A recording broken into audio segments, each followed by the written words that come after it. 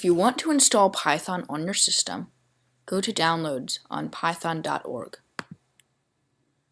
And you want to click on whichever version you're using, and make sure it's a 3.6.4 or newer. Now once it's downloaded, click to run it, and it'll go through the whole installation process.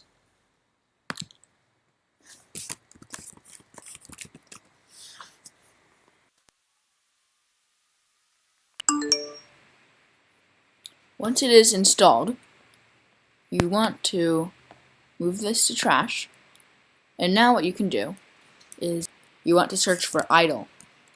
Now this will allow you to run Python directly here. If you want to make a Python file, you just click File, New File, and now you have a simple Python file. I'm just going to give a little demo.